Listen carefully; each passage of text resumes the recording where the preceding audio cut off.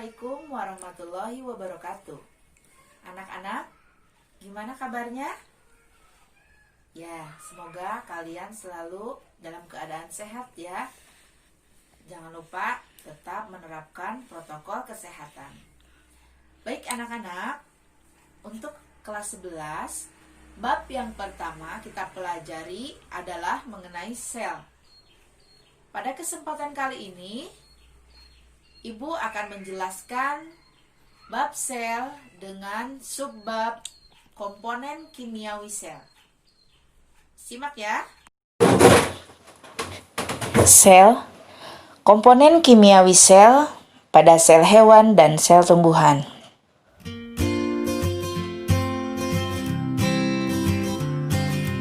Sebagaimana kita ketahui bahwa struktur organisasi kehidupan pada organisme itu dimulai dari sel, jaringan, organ, sistem organ, dan organisme. Kita akan mempelajari mengenai struktur terkecil dari satu makhluk hidup, yakni sel.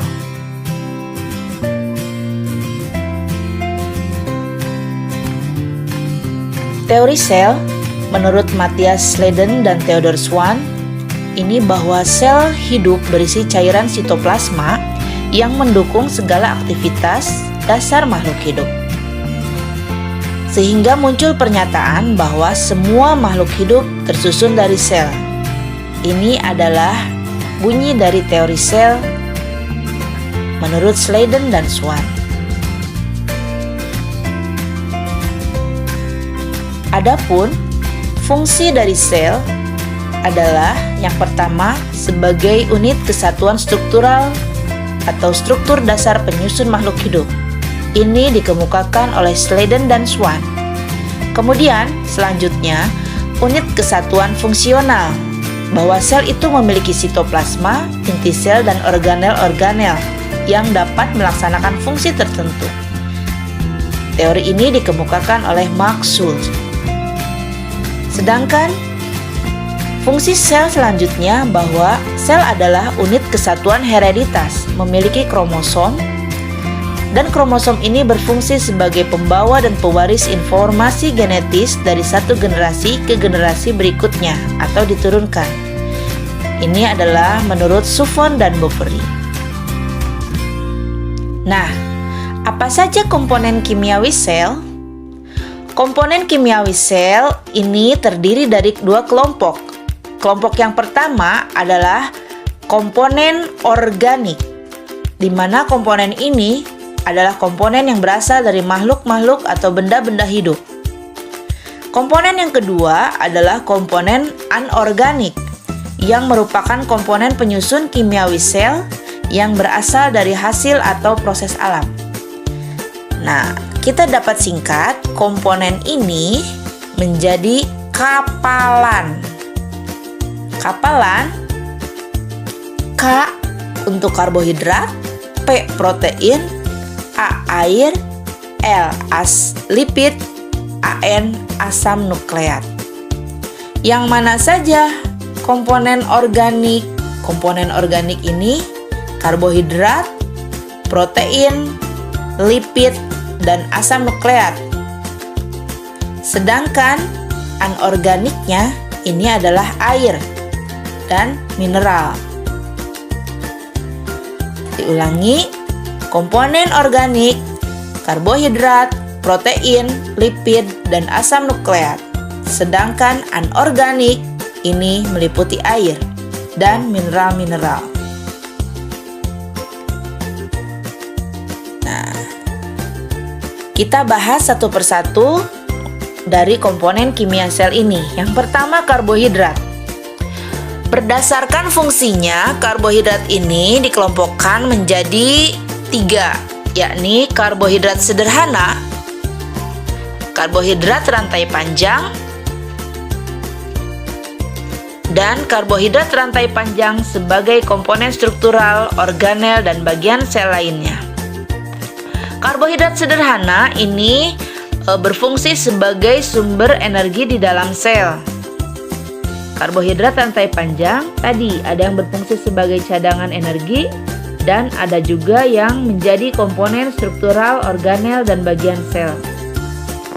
Karbohidrat terdiri dari unsur karbon, oksigen, dan hidrogen, COH. Nah, rumus molekul karbohidrat adalah CnH2ON. Karbohidrat sendiri ini dikelompokkan menjadi monosakarida, disakarida, dan polisakarida. Yang monosakarida ini dapat digolongkan lagi menjadi ada triosa, pentosa, heksosa. Disakarida ada sukrosa, ada laktosa. Polisakarida ada homopolisakarida dan heteropolisakarida. Nah, monosakarida adalah karbohidrat sederhana yang namanya ditentukan oleh jumlah atom C pada molekulnya. Contoh dari monosakarida adalah triosa, berarti triosa ini memiliki jumlah 3 atom C pada molekul. Pentosa dari kata penta berarti dia memiliki 5 atom C pada molekulnya. Dan heksosa berarti memiliki 6 atom C pada molekulnya. Nah, disakarida dengan rumus CnH2ON-1 adalah karbohidrat yang jika dihidrolisis akan menghasilkan 2 molekul monosakarida yang sama atau berbeda. Contoh dari disakarida ini adalah sukrosa. Sukrosa ini adalah gula tebu yang terdapat pada sel batang tebu. Dan laktosa atau gula susu yang terdapat pada kelenjar susu atau kelenjar mamai. Karbohidrat yang terakhir adalah polisakarida dengan rumus kimia C6H10O5. Ada 2 macam polisakarida, yaitu homopolisakarida dan heteropolisakarida. Contoh dari homopolisakarida adalah amilum atau zat pati yang merupakan hasil fotosintesis. Yang kedua glikogen. Glikogen ini adalah terdapat dalam sel hati dan sel-sel otot yang merupakan perombakan dari glukosa yang dirombak oleh insulin, disimpan dalam hati dalam bentuk glikogen. Yang ketiga adalah inulin. Inulin ini terdapat pada sel akar tumbuhan tertentu sebagai cadangan makanan. Yang keempat lignin. Lignin ini terdapat pada sel xilem. Yang kelima adalah selulosa. Selulosa ini terdapat pada dinding sel tumbuhan tingkat tinggi dan berfungsi sebagai pelindung sel. Jenis polisakarida yang kedua adalah heteropolisakarida. Contohnya yang pertama adalah kitin. Kitin ini biasanya terdapat pada kulit arthropoda, semisal pada kulit jangkrik, kepiting yang keras-kerasnya itu ya, kumbang dan belalang. Yang kedua adalah heparin. Heparin ini dia terdapat dalam sel hati, sel paru-paru dan sel dinding arteri yang berfungsi sebagai zat antikoagulasi. Komponen organik selanjutnya adalah lipid atau lemak. Lemak ini ada beberapa jenis juga. Ada lemak sederhana, lemak gabungan, dan ada derivat atau turunan dari lemak. Lemak sederhana ini dibagi menjadi 2, ada asam lemak jenuh, ada asam lemak tak jenuh. Lemak gabungan juga adalah fosfolipid, merupakan gabungan dari fosfat dan lipid. Glikolipid adalah gabungan dari glikogen atau glukosa dan lipid. Dan ada lipoprotein yang merupakan gabungan antara lipid dan protein. Itu ada juga katanya karotenoid. Nah, kita akan lihat ini lemak sederhana. Kenapa disebut sederhana? Karena dia hanya dibangun oleh 1 gliserol dan 3 asam lemak atau trigliserida. Asam lemak jenuh, ini rantai karbonnya memiliki atom H maksimal. Contohnya asam stearat dan asam palmitat. Sedangkan asam lemak tak jenuh, jumlah atom H pada rantai hidrokarbon belum maksimal. Contohnya asam oleat dan asam linoleat.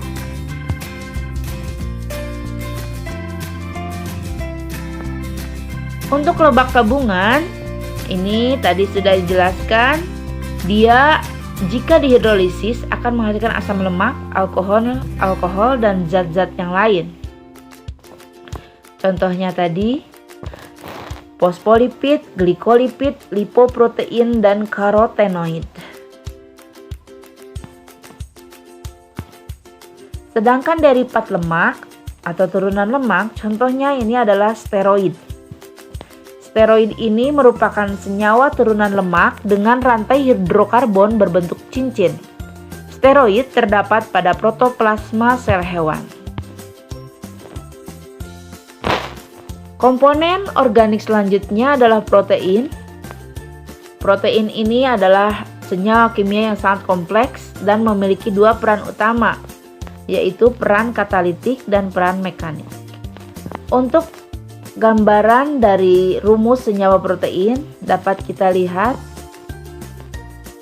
di mana COOH di sebelah kanan ini merupakan gugus karboksil.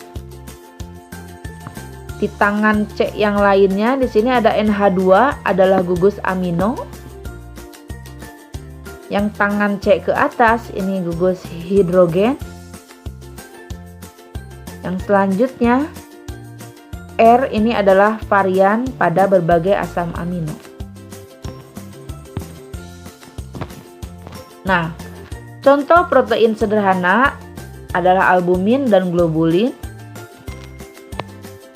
Sedangkan protein gabungan ada glikoprotein, nukleoprotein, lipoprotein, kromoprotein.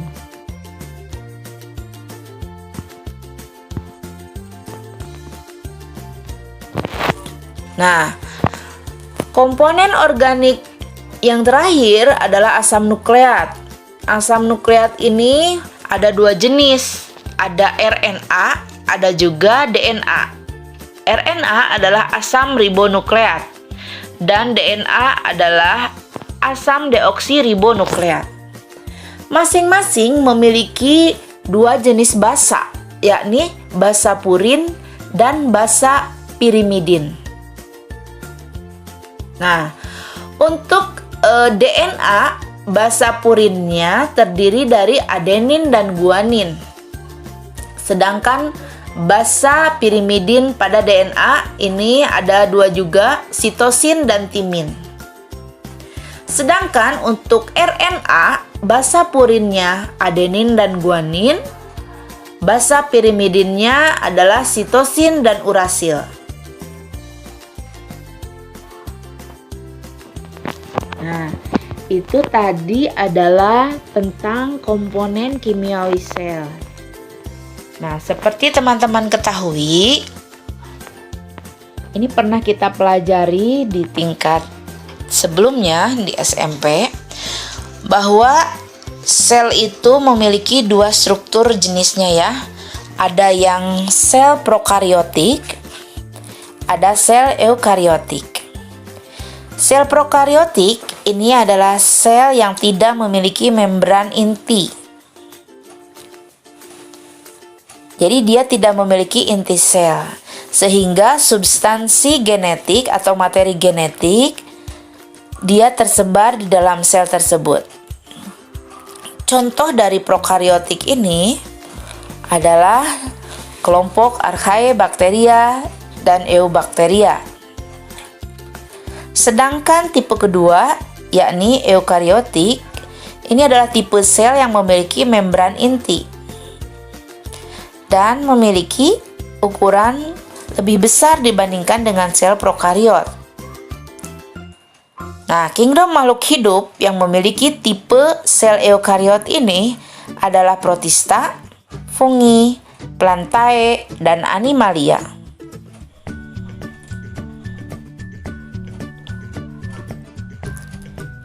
Nah, kita bisa lihat, silakan diamati Ini adalah perbedaan antara struktur sel prokariot dan eukariot. Yang pertama, dari segi membran inti, prokariot tidak memiliki, eukariot memiliki. Membran plastida, prokariot tidak, eukariot ada. Nukleus prokariot jelas tidak ada, eukariot ada. Plastida, prokariot tidak, eukariot ada yang memiliki, ada yang tidak. Yakni untuk sel hewan dan sel tumbuhan ada perbedaan ya. Mitokondria, organel mitokondria ini pada prokariot dia tidak memiliki, eukariot memiliki. Badan Golgi, prokariot punya, eukariot tidak. DNA dan RNA, prokariot dan eukariot dua-duanya memiliki. Protein histon, prokariot tidak memiliki, eukariot memiliki. Pigmen prokariotik punya, eukariotik punya juga. Jadi bisa disimpulkan bahwa prokariotik ini dia hampir tidak memiliki organel sel.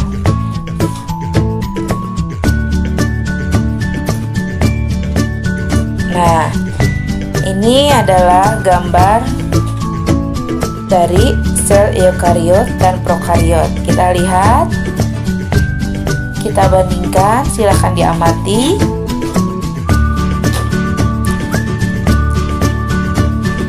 Nah, sel eukariot tidak memiliki, sel eukariot memiliki inti sel ya, prokariot tidak. Nah, itu dia tentang komponen kimiawi sel. Gimana? Gampang? Ya, kalian boleh baca-baca lagi dan mencari sumber yang lainnya. Misalkan dari internet, dari buku, dari perpustakaan. Silakan. Semakin banyak kalian membaca, akan semakin baik. Ya, jangan lupa klik like dan subscribe dan absen kehadiran kamu di YouTube di kolom komentar. Assalamualaikum warahmatullahi wabarakatuh.